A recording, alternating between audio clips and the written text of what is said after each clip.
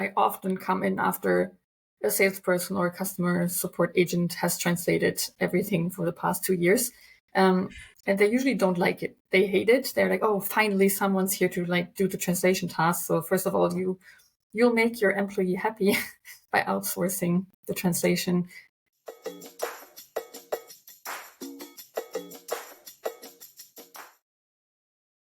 Hello and welcome to the Go to Germany podcast, the podcast for companies who want to expand their activities to the German market. The new season of our podcast is dedicated to our partners, so people with whom we work together to support our clients in their expansion journey to the German market. And I'm very, very happy to speak today to Eva, who is a localization specialist, one of the very important topics that we have with all of our clients. So Eva is a localization specialist, a translator for those who do not know what a localization specialist is. And she has worked with very renowned brands in the European market, like Trustpilot, PlayPlay, Usign, for example, DeepKey from France, or also Allbirds from the US. Hello, Eva, and I'm really happy to have you on our podcast. Hello, thanks a lot for the invitation. I'm happy to be here. So we have known each other for a long time now, Eva, and we have worked on many client projects together. And I know you're really a big professional when it comes to localization. As I said, a very important topic. And please tell us a little bit about yourself. Tell us who you are, and happy to hear that. Sure. So yeah, as you said, I'm a translator or localization specialist for those who are more in the industry. I translate from French and English into German. German is my native language. I was born and raised in Germany and moved to France 8 years ago. I've been freelance for the past 5 years now, translating for many of those brands you just mentioned. And I have 2 distinct specializations. The first one is localization of software, apps, websites, and more like the IT side of things. And then I also specialize in creative translation, often called Transcreation, for marketing materials, stuff like newsletters, emailings, ads, slogans, stuff like that. And I usually work with either B2B or B2C tools, mostly business marketing, HR related, or sustainable e-commerce brands. Why do I have the specialization? It's mostly because I studied marketing and IT, UX design, stuff like that. So it really, fit this specialization. With my background. And in your introduction, you already gave me a hint for the first question, which is, can you tell us a little bit what localization is? Because many people talk about translation. Localization is not the same thing. And maybe also give us the difference between localization and transcreation, which is something that people do not know or do know even less. So just so that we are sure that we talk about the same thing and that people really understand the difference. Translation, is what most people would call it, and it's kind of the big umbrella.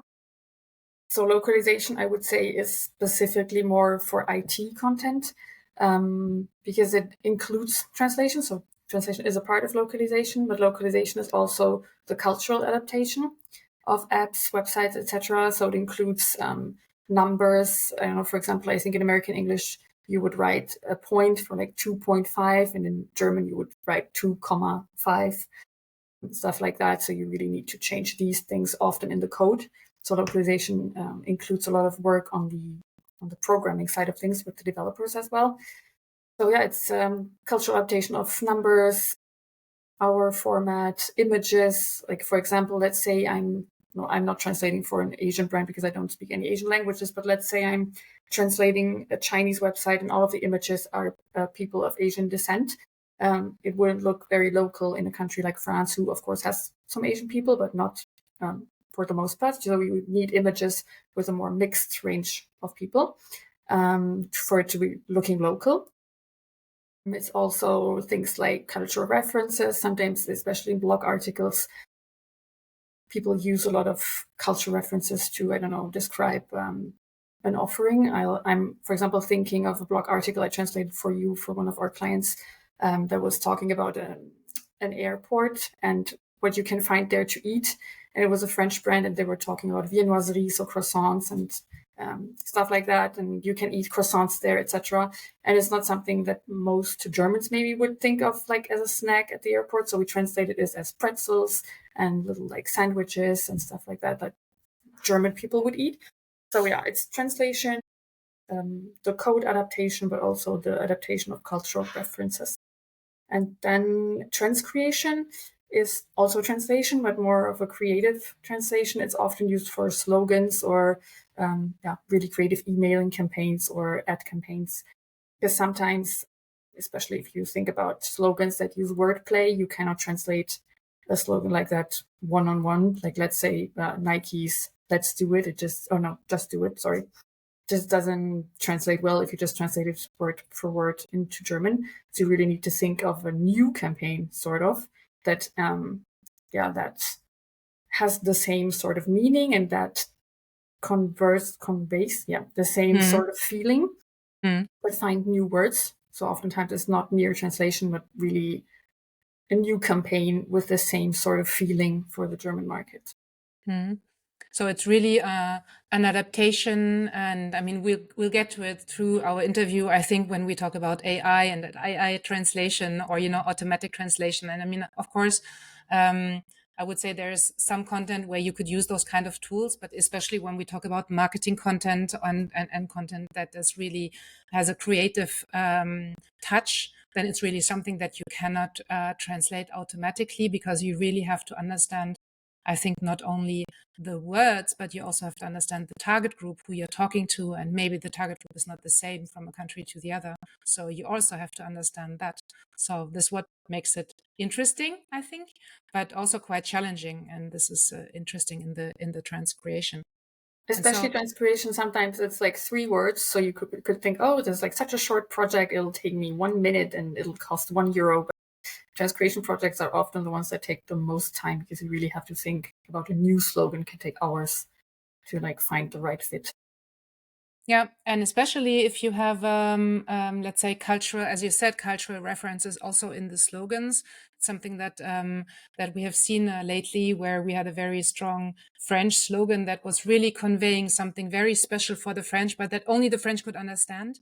And so to adapt it to the German market is sometimes really, you have to crack the nut and find the right word, and then also the right tone. So this is where you have to have the word. You're the word wizard. Let's say, I always say we're talking to word wizards, because you have to find the right words for the transcreation. Yes. And so why is it so important why is localization that I think that localization is often underrepresented, because people understand it as translation. When we go into projects today, people say, yeah, we'll have to translate the website, and we've done it also by AI, and then someone from our team had a look if everything is okay. This is, it brings a big alarm in my head, where I say, okay, we will have to do it again. We have to call Eva so we can do it again. So why is it so important to really, have a special project and to shed a special light on the localization point? I think my answer will be really Germany specific, because that's what I know, but I think it's partially true for France at least as well. I think there's like always 2 kinds of reasonings I get. It's either, oh, we can just have it in English, it'll be fine, people speak English. Or it's, oh yeah, as you said, oh, someone from our team translated it, or we put it through ChatGPT, it's fine. And yeah, I have 2 different answers to that. The one with the, oh, we can just have it in English for the German market is a bit difficult. Yes, it's true. Germans mostly, at least the younger generation, speak good English. But Germany is a very big country. I think it has like the highest population in the EU. And many, many things, if not all things, are always translated in Germany. Films are translated. Yeah, films, movies, etc., marketing campaigns, websites, everything's in German. So people in Germany are accustomed to having everything in German. And even if they would maybe understand things in English, they trust a brand more that's in German, because they think, okay, they really adapted this product to my market. I feel safe buying here. So this is my first answer. And then for the, someone translated it from our team, or we did it with ChatGPT. Yeah, great. It's in German now, but people will open the website, and especially if it's the homepage or like a really visible landing page, and there's already in the headline, there's a big error or the headline makes no sense at all, I think people will close the website, because especially Germans are very security driven. And I don't think many Germans would open a website they don't know or from a brand they've never heard of, look at it, it's badly translated, and then say, okay, perfect, I'll put my money in this credit card form and buy something from this website. I think it really, it's a big risk to not have a well translated, at least homepage and very visible page. If like some of the more hidden pages are maybe not perfect, okay, it's not such a big risk, but the main homepage, the main landing pages, the main email links should be well translated. Yeah, and most customers also go the first reflex they have, and I have it, and you have it. Sure, is if you hear about a new brand or a new tool, the first thing you do is you go to the website and you have a look at the website. You don't go to LinkedIn or something else. You could really go to the website, and so there's a very good saying about this, which is you never get a second chance to make a first impression, and if you are discredited because your content is not good, completely, then people just leave and say, okay, those guys are not serious, and they didn't. What we always say to our clients is, the German market, for example, if you take a big market like this, is the potential of the market is so big, especially in Europe, that the cost that you have for doing a good translation and doing a good project with specialists is just, it's just a very small fragment of your overall cost and your overall budget. And this is where people always look for the price. And then you say, why is something that is so important? They see it as a technicality and just something that we need to do, and we need like to tick it off the to-do list. But what I think very often is really underestimated is the importance of it. And it's just, people say, okay, let's do a ChatGPT, or let's take someone really not very expensive. And how do you see that? Does this happen to you, that people say, oh no, this is too expensive? That if you look at the potential that the German market really represents, it's just, it's worth it. For sure, it happens, for sure. I mean, I think every translator can attest to that. Prices always, or not always. There's some good clients who do not like penny pickers. No, how do you say it in English? Penny pickers. But no, it happens for sure. And I tell them the same thing I just told you. It's really important to make a good first impression, and we don't get a second chance. Yeah. So in every project we do, we see the difference that it makes, because very often when we come in, we have people who have translated it internally, like either ChatGPT or someone from the sales team or someone from the customer success team or someone from customer service or some student or whatever. And they just say, okay, just translate this for us, or just, and we see the difference that it makes when you really do the work of understanding the brand, of really localizing, and how much better and how much more adapted it is. So we always recommend it, of course. It looks more local. Like, I think the problem is also if you open a website and it's badly translated, a potential customer might think, oh, okay, they're not in Germany. So what if I buy the product, it's faulty, I want to send it back. Do they even have a German customer service? Do they have a German address? Will my money be stolen from me, etc.? Yeah. And so we've talked about this in the preparation. There are different kinds of translation. And when you look at the localization of a service, let's say, a company that is selling some kind of service, either in B2B or B2C, you have different localization levels when we talk about the website on the one hand, marketing collaterals, branding, sales collaterals, web apps. Can you tell us a little bit about the different approaches that you would have for this kind of different levels of localization? I think it's a bit like my specialization. So it's the marketing versus the IT side. If it's a marketing translation, the tone of voice is really important.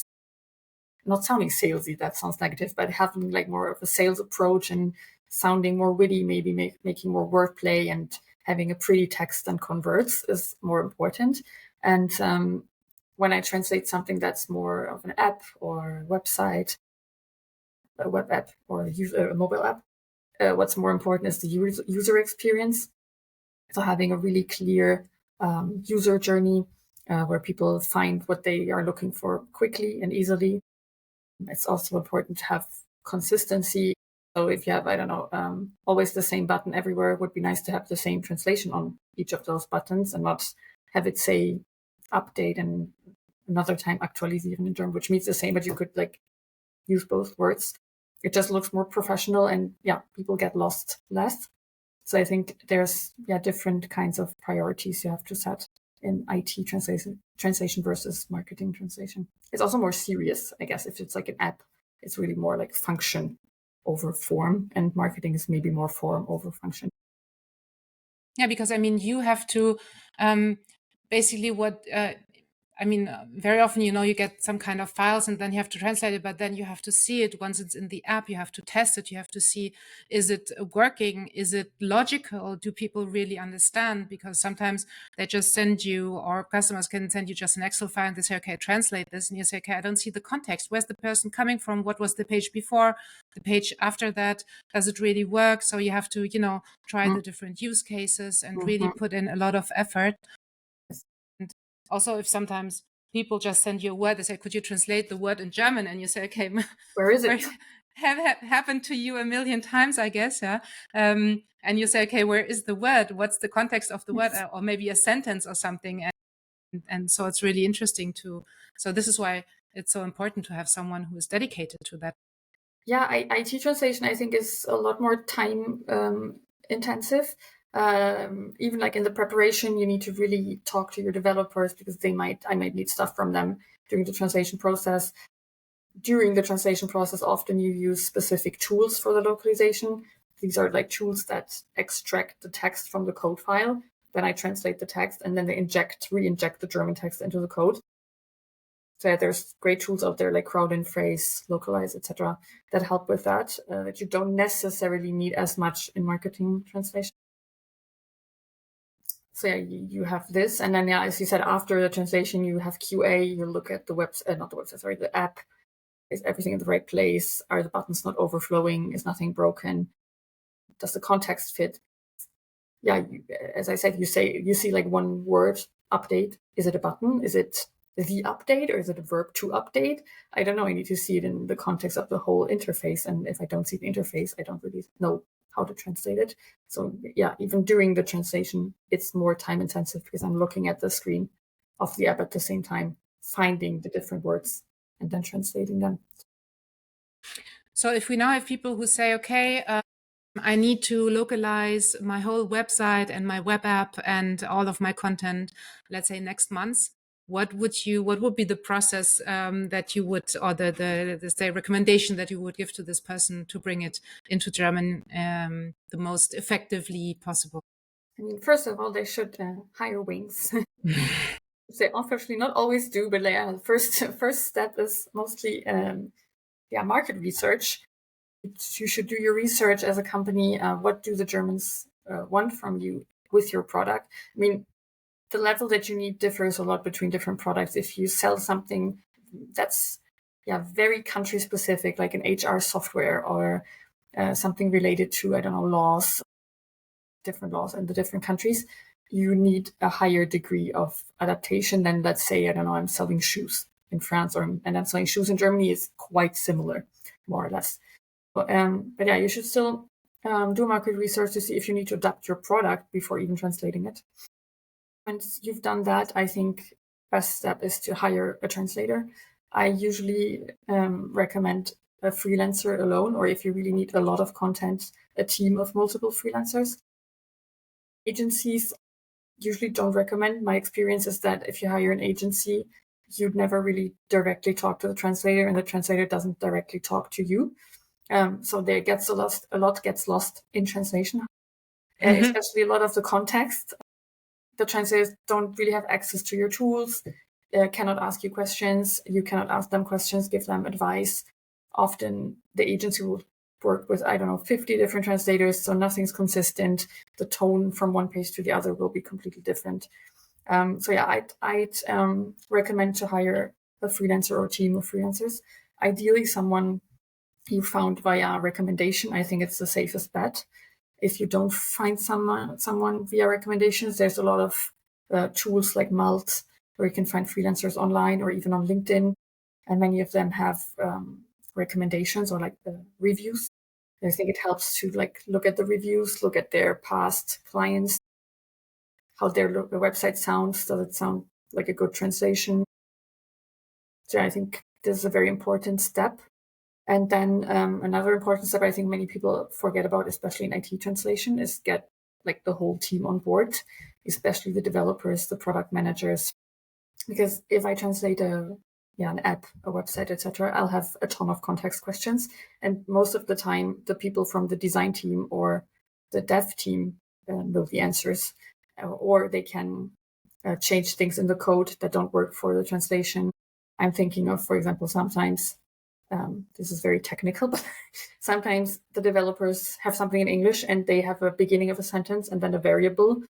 This offer expires at 5 p.m. and like the 5 p.m. is a variable, and then there's more text after it, and they cut this in 3 different parts, but the 5 p.m. is not at the same space or the same position in the sentence as in English. So I would need to like move it around, but I can't because the sentence is cut in 3 and not a whole sentence with one variable that I can move.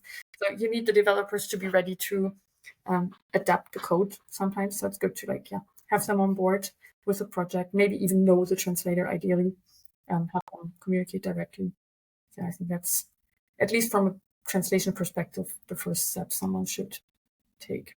So really see it as an integrated part of the work that you're doing, and not just to say, okay, I have a translator, I send him everything, he does it, he sends it back. So I think also a good test can be how many questions does the translator ask you? Yeah. Because we've seen it too in the past that, you have a translator and he just does it and it just sends it back. And then you look at it and you say, okay, you could have asked the question. And sometimes it's small things that you have to understand. And so I think it's a good test to know if you have a good one or not, because the problem is that many teams don't speak the language, so they don't speak German, so they don't know the quality that you really do. So maybe they can ask someone to verify, someone they know, or maybe a customer or something like that. But I think this interaction and having someone who really tries to understand from the very beginning who you are, what you do, why you want to translate it and everything, I think this is a good, let's say, the proof that a translator is working really thoroughly. Yeah, and I think kind of the best indication of like the best translators, I think, even make your original text better, because they will read your original text, they will find inconsistencies, they will find errors, and they will tell you, hey, look, there's something wrong, you should like change that around, that doesn't make sense, it's not clear enough, etc. So it's a good indication. And you can always do a first test. It's quite common in the translation industry to ask for like a short test under 300 words, ideally paid, not always paid, but ideally paid. And send this first test to someone who speaks German to evaluate the quality, and then after you can trust the translator. Yeah. So we touched upon it a little bit before, but what is your experience? Very often, almost in every project for us, it happens is that they say, okay, let's have someone from the team just translate because it's more cost efficient, and we don't have to hire someone new, and it's cheaper. They speak German, so why don't they do it? When do you think, does it make sense to outsource? Because sometimes it's normal. Okay, you just have to translate an email or something, and then you can ask someone for your team, and it's just a colleague who's helping you out. But when do you think is it really, does it make sense to outsource to someone like you, and also keep this person over time, and not change every time you want to translate something, versus doing things internally? I think it nearly always makes sense, because in my experience, and I often come in after a salesperson or a customer support agent has translated everything for the past 2 years, and they usually don't like it. They hate it. They're like, oh, finally someone's here to like do the translation task. So first of all, you'll make your employee happy by outsourcing the translation. They usually tell me, oh, I don't like it. I don't know how to translate. I just do it word for word, and it doesn't sound like actual German. It sounds translated, but I don't know how to do it better.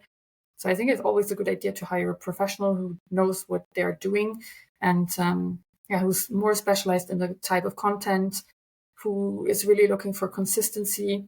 Because I think people who are not trained in the translation industry sometimes don't think about that. Like, let's say you have your app, and then you have support articles explaining your app, but you're not looking inside the app to see how the different buttons are called, how the user journey is actually flowing and reusing the same words. So if your customer reads that support article and then opens the website or the app and nothing matches, it's confusing. And I think those like fine things are things translators are really looking for, and someone who isn't trained in this profession doesn't maybe think about it. Yeah, and I also think it's always a good idea because ideally your translator becomes some sort of mini team member. Of course, they're not available 24/7. They have different clients, but ideally they're there every week, and you can send them little things, and they know your team. They know who to ask for context questions, and there's really no downsides in my opinion. For sure, it's a little bit of a budget, but if you don't have that much content to translate, it's not that expensive either. So I think it's a really good investment, and you free up some time from your employee who can concentrate on their tasks. And headspace, and I mean, because you pay the employee anyway, so he would be doing something else which is maybe of more value added than translating stuff, but he would do his actual job and not spend time on translating stuff. And I would also add to that it's not because someone is a content writer or someone who is producing content that he's a good translator or that he likes translating. I think it's very, very different. Because it's quite easy to get confused. I've talked to many people who are like content writers or marketing people in their company, native Germans translating content for their company, and they tell me, I don't know how to translate. I'm so confused. I'm like looking at the English or French text, and I just reproduce the same text. It's like I cannot think of a new text anymore. Once I've seen the French or English, I'm just too influenced by it. And you need someone who's trained in like taking a step back and taking the content of this text and producing new content in German, but with like the same meaning, but not like the same words necessarily. Yeah. So maybe something that we also tell to our clients is that it is good when you're in this situation to make like let's say a content audit or translation audit, and to say, okay, everything to have it like a little project, everything that we will need to be that needs to be translated. So for example, you can say the website. Okay, you say maybe I don't need the website with the blog, with all of the resources, all of the white papers. It's maybe a little bit too much for the beginning if you just do your market entry. But you say, okay, you take your homepage, the product pages, a little bit of resources, maybe 1 or 2 white papers, and you start with that and you do an audit of this. And then you have the app, and then you have the support, and then you have everything which is outbound cadences, sales materials, marketing, and also templates for customer service, for example. There's so many templates that also need to fit into the same messaging, And to say you make an audit of all of this, and then you write the number of words that you would need to, it's a good indicator, I think. And then you have something that you can also, estimate how much time this would take for your sales team to do all of this. And then very quickly you see, okay, instead of doing that, they should be selling and talking to customers rather than, translating stuff. And, but it's a very bad habit that I see with many, many clients.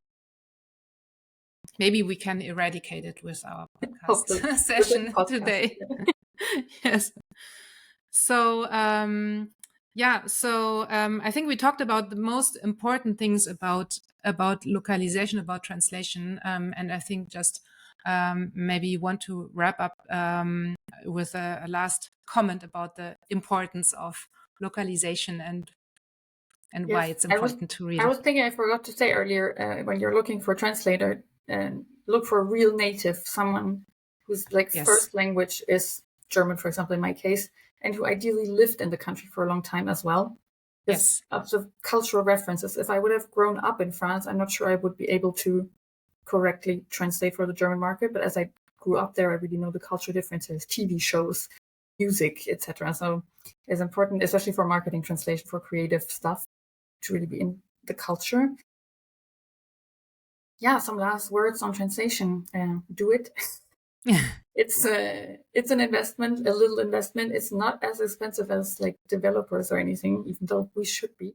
But and it's worth it. You gain so much credibility, I think, when you translate, and have it like be done by a real native with cultural expertise. It shows customers can tell consciously if they open a website and it's well translated or not.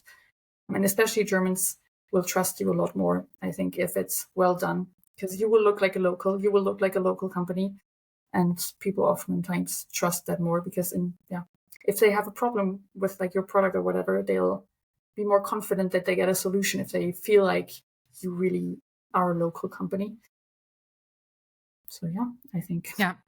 I mean, I totally agree. And maybe the last thing that I would say, because I'm in the better position to say that, is if you pay peanuts, you get monkeys. So I think this is really something very important in translation or in transcreation, is really let's say, educate yourself about the differences, because it's not a price. You can buy the translation at 3 cents a word, and you can buy translation at 50 cents a word, at times 10 or maybe times 20. And it's really a question of quality. The price really goes with the quality, and don't try to push the budget on this, because it's really something we've worked with clients. We looked at the website, say, yeah, we had a translation agency doing the website, and it's really good. And we look at it and we say, okay, we can put it in the garbage. We have to do it all again, because I remember it was a client in cybersecurity, and the person didn't know anything about cybersecurity and didn't inform themselves about cybersecurity. So even if you have abbreviations, like codes or something, and just didn't look up the German word, what is, and so no one really understand it. So you pay peanuts, you get monkeys. Maybe it's a good. It takes time. Translation takes time. You need to research a lot. As you say, sometimes you have an abbreviation, you don't really know what it is. So you look it up, you're like, okay, the abbreviation is not the same in German. So you really need to research what is the same thing. There's so much terminology research involved in translation. And if you are paid 3 cents a word, you do not have time to do that. So you will just translate the first thing that comes into your mind. It'll sound terrible. It will be wrong. So you have to pay, like, as you say, there's people charging 50 cents a word. And if you pay your translator well, they will put time and effort into your translation, and you'll get a better result. Yeah, that's true. Eva, thank you very much. I think we have covered it all. Thank you for spending the time with me and explaining all about your passion and what you're doing every day. And talk to you very soon on our next client project. Thank you. Bye. Bye-bye.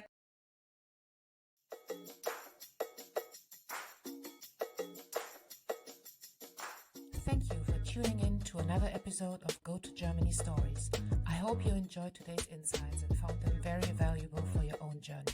If you have any questions, stories to share, or topics you'd like me to cover in future episodes, feel free to reach out. Don't forget to subscribe, leave a review, and share the podcast with others who might benefit. Until next time, keep pushing forward and making your mark, whether you're already in Germany or on your way. Bis bald.